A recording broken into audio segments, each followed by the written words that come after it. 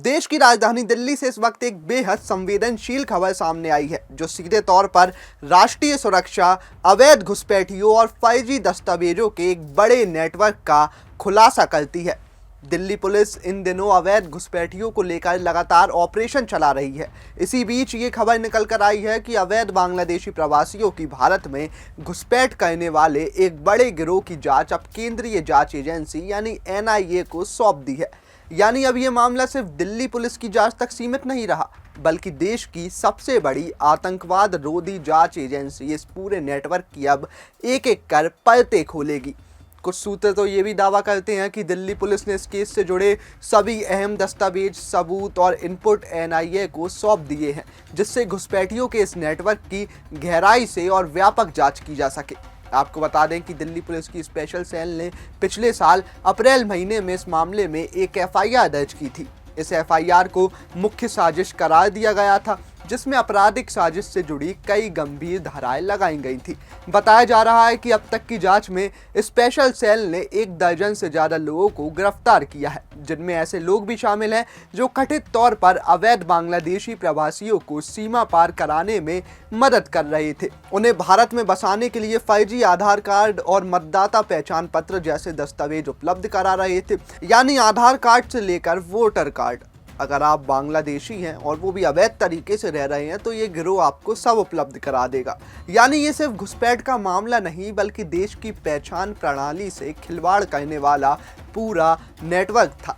साथ ही आपको बता दें कि जांच के दौरान दिल्ली पुलिस को ये भी पता चला कि ये गिरोह भारत के कई सीमावर्ती राज्यों से संचालित हो रहा था। इसके बाद मुख्य साजिश वाली FIR में जालसाजी और विदेश अधिनियम से जुड़ी धाराएं भी जोड़ दी गई। दिल्ली पुलिस ने अन्य राज्यों की पुलिस को इस नेटवर्क से जुड़े इनपुट और सुराग साझा किए, जिसके बाद कई राज्यों में भी इस गिरोह से जुड़े लोगों की गिरफ्तारियां हुई। आपको बता दें कि अब इस पूरे मामले ने और बड़ा मोड़ ले लिया है। जानकारी के मुताबिक NIA ने इस केस को अपने हाथ में ले लिया है और एजेंसी पूरे गिरोह का पर्दाफाश करेगी, पैसों के स्रोत यानी फंडिंग नेटवर्क का पता लगाएगी और ज़रूरत पड़ी तो इस मामले में नई FIR भी दर्ज की जा सकती है।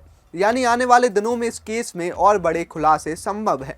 आपको याद दिला दें कि केंद्रीय गृह मंत्रालय के निर्देशों पर पिछले साल दिल्ली पुलिस ने राजधानी में एक बड़ा अभियान चलाया था। यह अभियान विधानसभा चुनावों से पहले अवैध बांग्लादेशी प्रवासियों की पहचान के लिए जनवरी से अप्रैल तक चला। अब ये मामला सिर्फ कानून व्यवस्था का नहीं, बल्कि राष्ट्रीय सुरक्षा से जुड़ा मुद्दा बन चुका है। साथ ही आपको बता दें कि अकेले दिल्ली में ही नहीं, बल्कि पूरे देश ने अवैध बांग्लादेशियों के खिलाफ अभियान छेड़ दिया है।